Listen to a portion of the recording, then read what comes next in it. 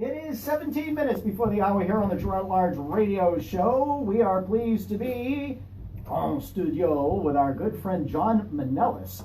He is with Auto Care Plus. He's actually one of the owners, him and his wife Karen. And it is grown from a mere 2 facilities. No. 1. Was it 1 when you started here? One. I think it was just in Merrimack. Wow. See what being a sponsor of Girard At Large radio show will get you? There you go. Got from 1 facility in Merrimack at 38 Daniel Webster Highway, just south of the Bedford border, to 5, including one here in Manchester at 991 Candia Road, another in Conway on Route 16, right there, one in South Portland, Maine, across from the main mall, and one in Wolfboro on Route 28, which is also known as Center Street, just on the outskirts of the downtown, where their primary used car facility is, by the way, and you can find their used car inventory at autocareplus.com. And if you see something you like, you don't have to drive all the way to Wolfboro.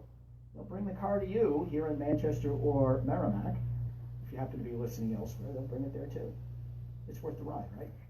It is. Yeah, we got a few in Merrimack. You have some in Merrimack. But also today, if you go to their Facebook page, which is Auto Care Plus, okay, and you look for the black logo, Auto Care Plus, we're experimenting with Facebook Live. John has brought show and tell. Yeah. And we'll try to tell it on the radio. We've got some tire sections here, so we're going to. And I'm probably going to fool around to see if I can't, because I've always wanted to experiment with this. I might as well try now. But if you go to Auto Care Plus's Facebook page, where the Auto Care Plus NH, Auto Care Plus NH, you'll be able to see the show and tell that they're experimenting with this morning as they use Facebook Live. So autocareplus.com is where you can learn all about their locations, all the services they provide, which is why they call themselves your dealer alternative, their car care clubs, their 5-year, 50,000-mile warranty, used car inventory, and so much more. Good morning, John. Good morning, Rich. How are you? Well, we're breaking ground here. Yeah. And to you. Well, I figured that today would be a good day to wing it on television, right? On Facebook. There is no winging it. Everybody's sleeping. No. Hey, listen, you'd be surprised how many people do. I actually had people send me while I was doing the show. There you go. So I'll tell you, people appreciate it. Looking for something to do, right? That's right. And boy, did we give them something yesterday.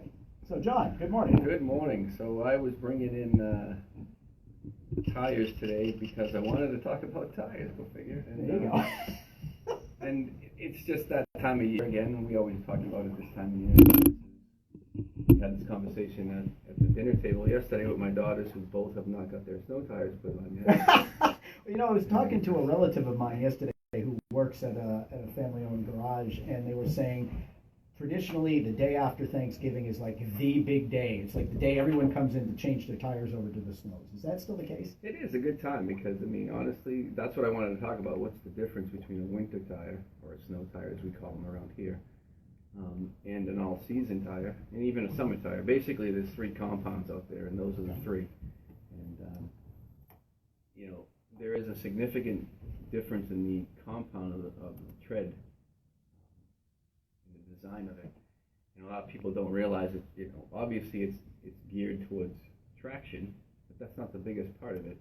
That's a big part of it. But there's also the temperature outside. And right now we're getting into those days where it's below 45 degrees every day. And that's kind of the key, because this rubber, the winter tires are designed to work below 45 degrees. Okay.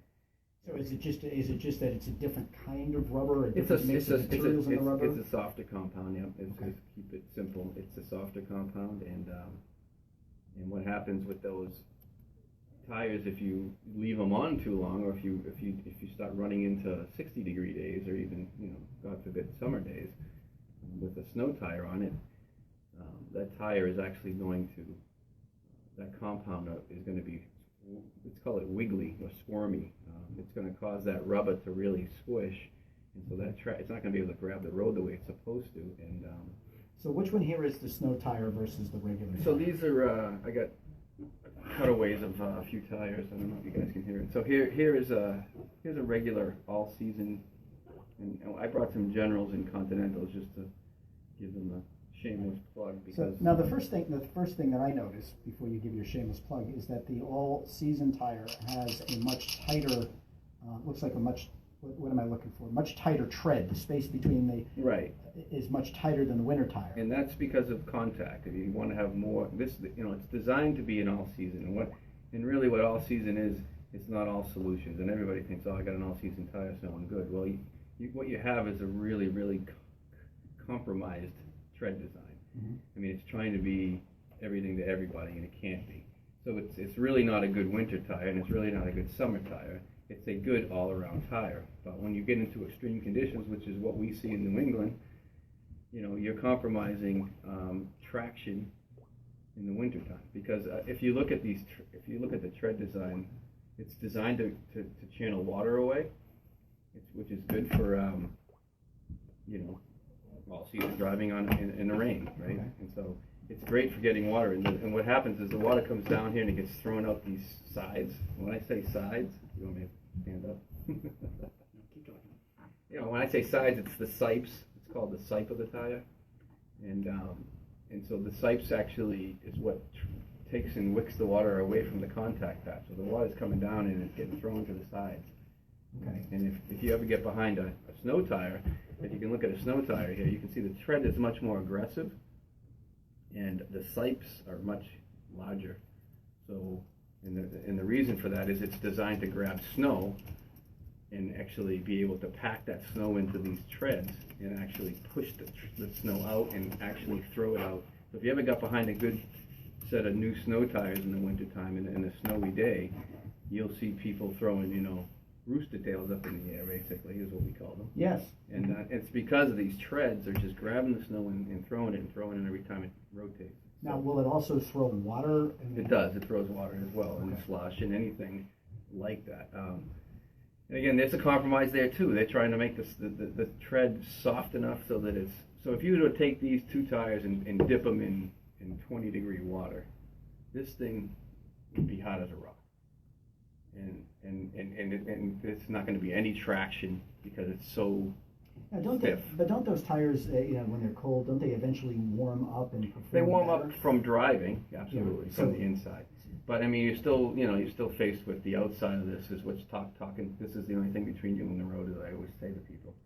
And this is exposed to the external side. I mean, yes, there's heat building up depending on how much speed you're getting. But if you're in a slow 20-mile-an-hour drive, you're not building up any heat.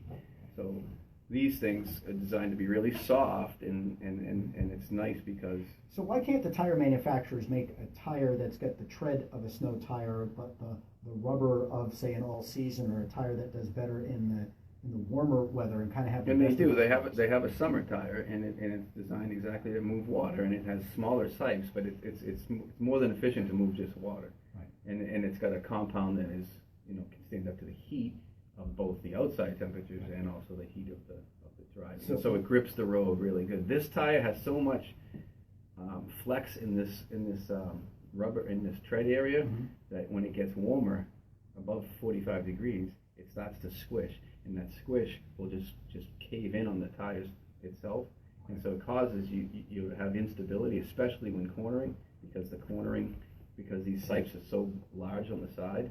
It causes them to squirm, and so you really don't have good stability driving these tires.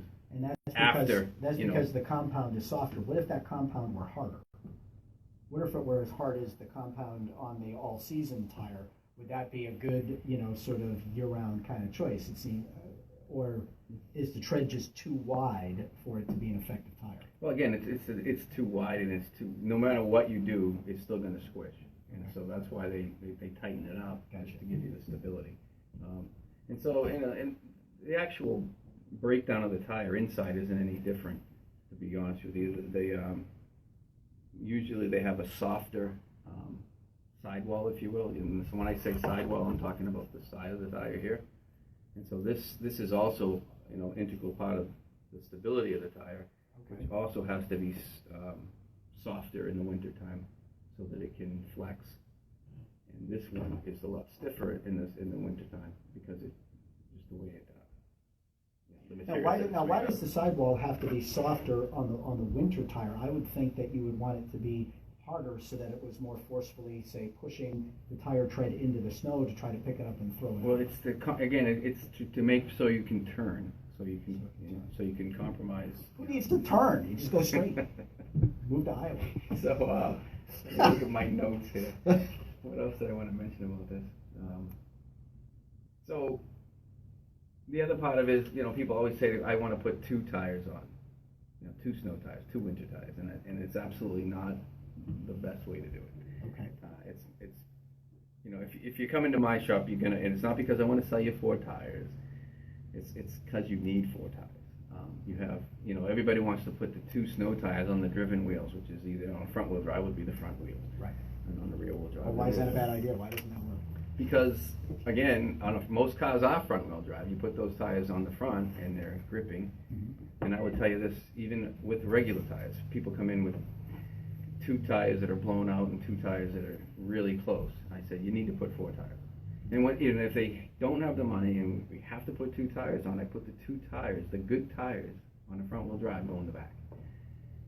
Because it's not about the traction, it's about the stability on the road. The problem with having tires in the back that are bald and tires in the front that are gripping, when you hit the hydroplane on the water, mm-hmm. the car gets squirrely and the back end goes in fishtails and you can't steer out of it. If you have instability in the front, you have steering control of those tires. Okay. And so it's been proven. I can show you videos from Michelin and Bridgestone that did severe studies on after they got sued. Of course. And because the car, that's what happened with the infamous Ford Explorer. The blowout was in the back. Yeah. You lose control of the car. You can't steer out of that. Right. Out of that. With those Firestone tires. Yeah. And so they, spun out and couldn't control the car, and it's because. Yeah, and that's why with winter tires, you want to have all 4 tires are turning, all 4 tires are gripping the snow. If you have 2 tires doing it, obviously you have 2 tires that aren't doing it. Exactly. So, and those tires aren't moving the snow. Right. So if you don't have all 4, it's not so much. If you don't have all 4 changed over, it's not so much whether or not you're going to have traction. It's whether or not you're going to have stability in the vehicle, so that because if you don't have stability, it doesn't matter what you have for traction. Is what you're saying. Exactly, and it doesn't matter. A lot of times people don't understand that these tires are also a compromise because some of them are better in the heavy snow, mm-hmm. and then when you get on hard packed snow, and that same snow tire is not as effective as another design snow tire that's designed to go on ice and.